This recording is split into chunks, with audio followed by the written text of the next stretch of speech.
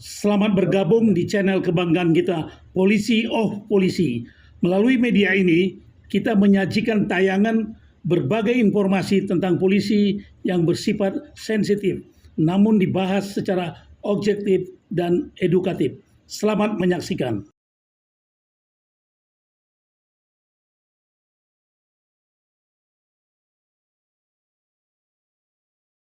Para pemirsa yang saya muliakan, salam jumpa kembali dengan POP Polisi of Polisi. Saya ucapkan terima kasih atas kesetiaan para pemirsa sekalian untuk mengikuti POP ini. Pagi ini kita masih akan meneruskan pembicaraan kita mengenai sinetron Duren 3.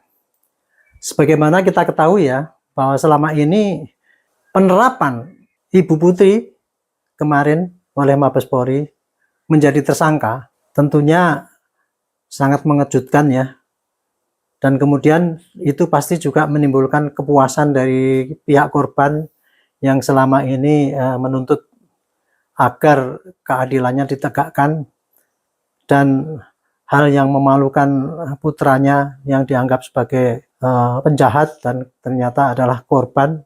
Maka ini kira-kira satu demi satu semua tuntutan sudah disampaikan, dan yang terakhir ini adalah merupakan puncaknya di mana Ibu Putri akhirnya dinyatakan sebagai tersangka. Nah, menanggapi itu maka kita akan mencoba ya ini menjawab beberapa pertanyaan, dan pertanyaan itu mungkin kalau bisa nanti akan dijawab juga oleh saya ataupun teman saya Mas Ari Tonang. Jadi pagi ini kita akan membahas mengenai bagaimana status dan kemudian kelanjutan daripada Ibu Putri ya setelah diterapkan menjadi tersangka itu.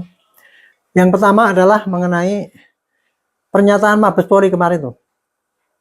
Bapak Irwasum sebagai bagian daripada tim khusus mengumumkan bahwa Ibu Putri ditetapkan sebagai tersangka karena Polri sudah menemukan alat bukti yang cukup untuk menetapkan dia sebagai tersangka.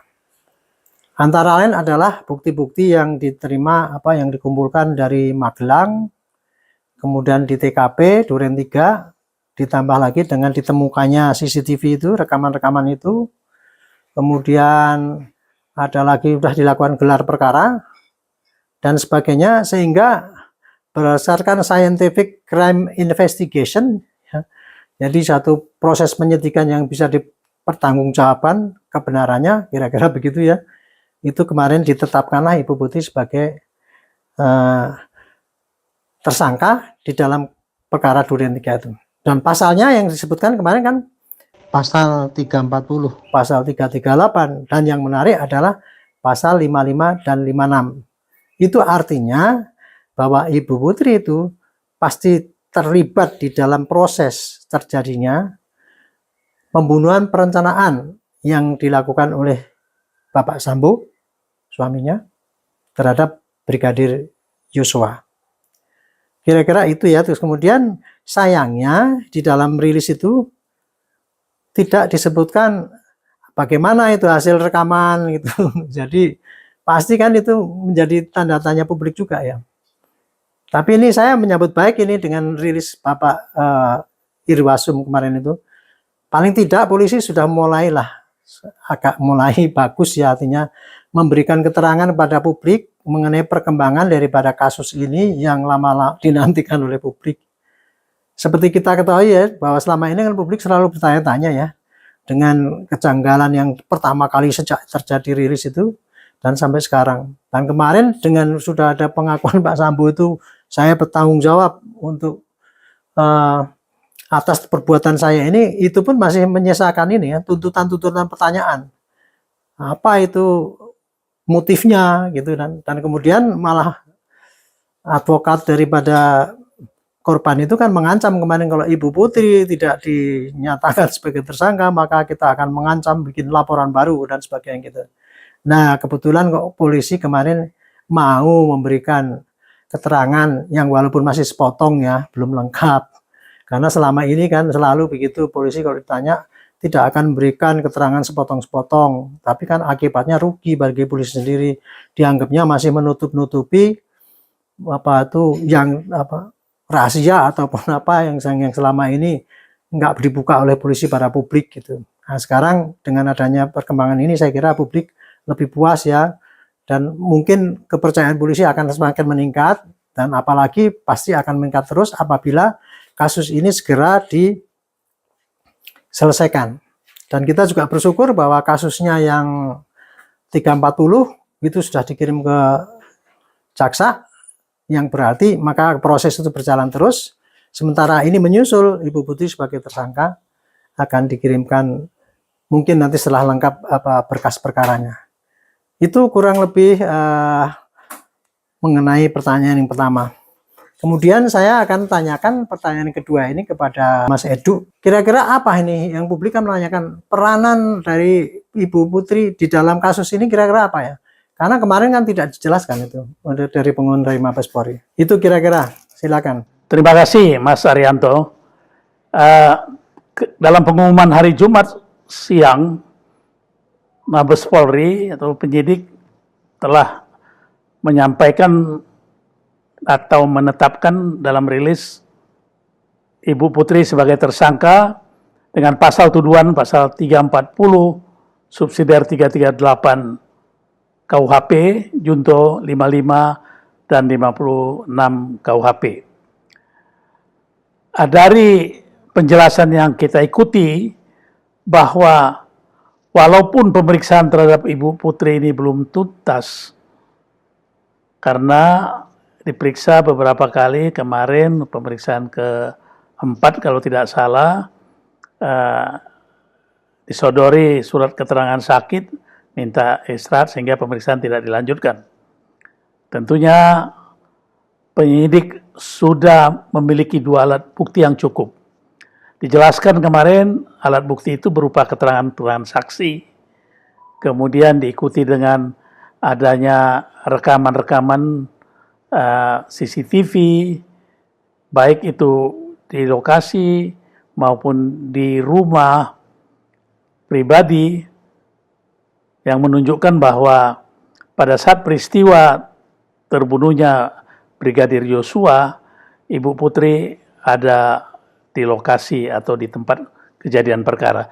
Itu kira-kira yang sudah diungkapkan.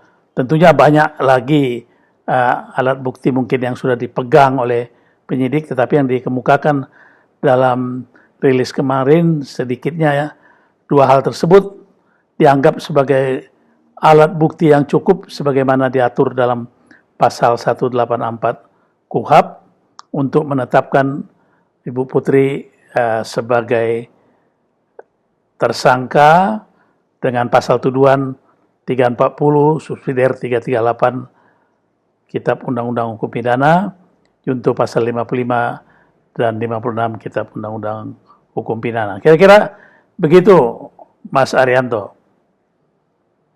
Baik, terima kasih Mas jawabannya. Dan dari perkiraan peran dari Ibu Putri itu kurang lebih ya yang paling kuat beliau di dalam kasus ini.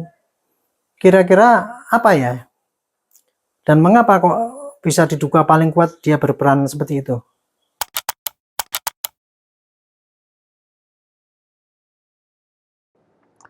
Terima kasih Mas Arianto atas pertanyaannya. Jadi saya kira sudah cukup jelas ya bahwa sebagai apa nanti Ibu Putri dalam persidangan, berkasnya terpisah.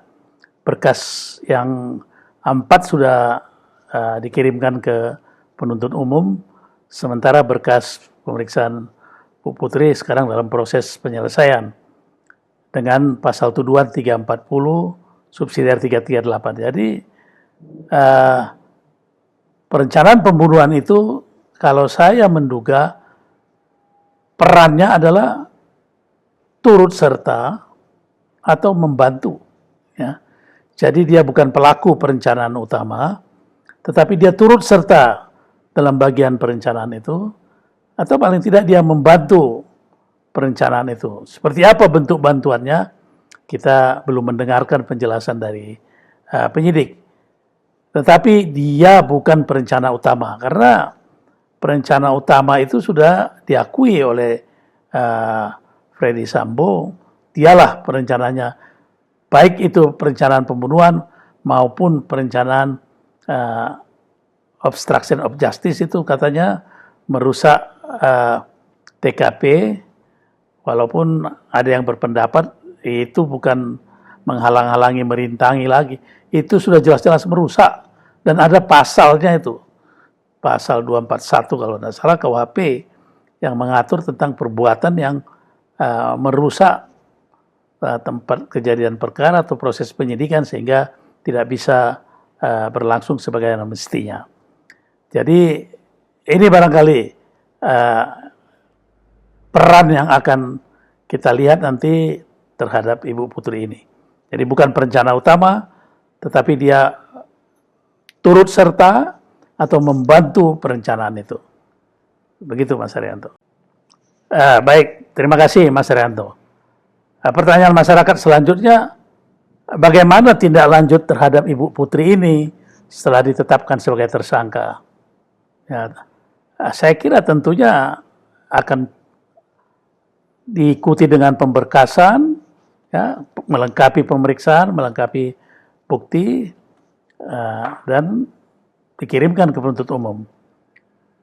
Itu menurut saya. Tetapi kan masih ada rentetannya, pemeriksaan belum selesai. Ya, menurut Mas Haryanto, kira-kira seperti apa selanjutnya atau tindakan apa selanjutnya terhadap Ibu Putri ini akan dilakukan oleh penyidik setelah secara resmi ditetapkan sebagai tersangka perencana pembunuhan atau pembunuhan berencana? Mengenai tindakan apa selanjutnya kepada Ibu Putri ini setelah ditetapkan sebagai tersangka 340, dan kemarin juga publik sempat bertanya tuh di TV waktu saya ada talk show itu. Jadi kurang lebih begini tuh, Ibu Putri kan tadinya kan setelah diterapkan sebagai tersangka, sebelum ini kan waktu itu masih sebagai saksi dipanggil oleh LPSK, itu juga nggak mau datang. Tapi ternyata selama ini kan polisi sudah meriksa 2 kali kalau nggak salah. Kemarin dipanggil yang ketiga nggak tahu, nggak mau datang, tapi kemudian tetap oleh Polri menetapkan bahwa itu cukup menjadi tersangka karena bukti-bukti yang sudah ada kan, yaitu temuan CCTV, kemudian bukti-bukti yang ketemu di Magelang dan sebagainya. Sehingga cukup bukti, dan sudah digelar ya, sehingga cukup bukti untuk menetapkan dia sebagai tersangka. Maka kurang lebih ya nanti pasti akan kepada ibu itu akan ditanyakan pertanyaan yang lebih intensif. Apa yang terjadi berkaitan dengan rekaman-rekaman TV dan sebagainya itu. Rekaman-rekaman CCTV itu. Itu diperiksa dengan intensif, dicocokkan dengan apa yang ada terjadi, dan pasti Ibu Putri harus bisa mengakui apa yang terjadi itu kalau sudah dikonfrontir dengan hasil CCTV maupun keterangan saksi. Nah, untuk itu kemungkinan ya, apakah ditahan apa tidak, nanti melihat kepentingannya. Kalau seandainya memang diperkirakan bisa ditahan, ya mungkin akan ditahan. Tapi apabila tidak, mungkin dia akan ditahan di mana, di tempat yang beliau bisa terjamin kesehatannya, tapi juga sewaktu-waktu bisa ditanya apa dilakukan penyidikan lah kira-kira gitu. Karena kan penahanan itu kan ada macam-macam ya, ada penahanan di ruang tahanan, ada tahanan rumah, ada tahanan kota dan sebagainya itu. Itu memungkinkan untuk penahanan kepada Ibu Putri. Tapi intinya adalah pasti akan cepat-cepat diberkas untuk melengkapi kasus di mana Ibu Putri itu terjerat. Dan ini karena kasusnya kan banyak ya dalam pembunuhan berencana ini. Karena ada Pak Sambo pelaku utama mungkin, kemudian ada lagi Baradae, ada Brigadir RR, ada Pak Kuat, dan ini tambah lagi dengan Ibu Putri ini. Itu karena kemarin berkas yang di Pak Sambo sudah dikirim, maka pasti ini akan diseplit ini bekasnya untuk Ibu Putri sendiri ini. Gitu. Dan yang jelas pemberkasan itu adalah akan melengkapi semua keterangan-keterangan tindakan yang dilakukan oleh Ibu Putri ini, porsinya di mana, itulah nanti yang akan menjadi bahan penuntutan. Tidak menutup kemungkinan nanti ya, kemungkinan ya ini ya, beliau tidak hanya terlibat di dalam perencanaan, gitu ya, itu merencanakan akan pembunuhan itu bersama-sama dengan Pak Sambo atau yang lain, tetapi juga mungkin juga terlibat di dalam menghilangkan jejak atau obstruction of justice itu. Bisa jadi dia kan kemarin kan habis kejadian kan dia ada di TKP, kemudian habis itu terus kemudian ada rekaman balik lagi ke rumahnya sama di Durian 3 itu, bukan Durian 3 ya, di rumahnya yang kurang lebih 100 meter dari itu gitu. Nah, kemudian membuat laporan gitu kan dari seperti yang untuk bahan rilis itu. Itu jadi intinya adalah berkas. Untuk pemberkasan itu kemungkinan pasalnya akan bisa berkembang juga ya, tidak hanya 340 atau 5556 atau paling tidak mungkin subsidiar ya, jadi itu obstruction of justice itu bisa saja terjadi. Nah, untuk menjamin kelancaran itu polisi pasti akan melakukan penahanan, entah penahanan rumah kota atau penahanan di rumah tahanan polisi. Jadi mudah-mudahan kasus ini bisa cepat selesai juga sehingga tidak menambah tanda tanya. Kira-kira itu Mas jawaban untuk nomor 5. Para pemirsa podcast polisi yang kami banggakan. Masih banyak pertanyaan-pertanyaan dari para pemirsa yang belum dapat kami ungkap dalam percakapan kita pada siang hari ini karena memang kita masih terbatas informasi ataupun data yang kita miliki. Tapi paling tidak dari peristiwa ini kita sudah bisa melihat bahwa penyidik Polri tidak pandang bulu dalam menangani kasus ini. Siapa yang dinyatakan terlibat, proses. Tidak ada yang ditutup-tutupi dan semua dilakukan secara transparan. Kemudian yang kedua, kita juga tentunya akan menunggu penjelasan yang lebih rinci dari para penyidik nanti. Peran Bu Putri ini sebagai perencana itu seperti apa? Apakah dia sutradaranya, ya, atau penanggung jawabnya, atau turut serta ikut merencanakan dalam kaitan sebagai istri, mungkin diajak suami, atau dia hanya membantu, ya, perencanaan sudah ada, dia membantu skenarionya seperti bagaimana untuk menetapkan situasi agar sesuai dengan apa yang diskenariokan. Situasi misalnya diskenariokan ada terjadi pelecehan, ada hal-hal yang membuat orang atau si korban ini, si Brigadir Joshua ini muncul niat untuk melecehkan. Contoh misalnya dari cara berpakaian, cara duduk, cara berkata-kata, jadi ikut dalam bagian perencanaan. Bisa saja seperti itu. Atau ya membantu saja. Ya ini di sana, ya itu menempatkan di sana, sehingga posisinya seperti seolah-olah terjadi peristiwa seperti yang diskenariokan. Ini sama dengan pemirsa, masih juga pertanyaan bagi kami. Tentunya kita yakin dan percaya pada saatnya penyidik akan menginformasikan pada para pemirsa, pada publik tentang kejadian tersebut secara transparan. Ini harapan kita. Terima kasih. Beri tanggapan, komentari kami terus agar kami bersemangat untuk mencari jawaban-jawaban atas komentar, pertanyaan, tanggapan para pemirsa sekalian. Terima kasih. Sampai ketemu pada peristiwa-peristiwa lain. Kami sampaikan salam sehat. Assalamualaikum warahmatullahi wabarakatuh. Terima kasih. Jangan lupa subscribe, komen, dan share kepada teman-teman Anda. Sampai jumpa.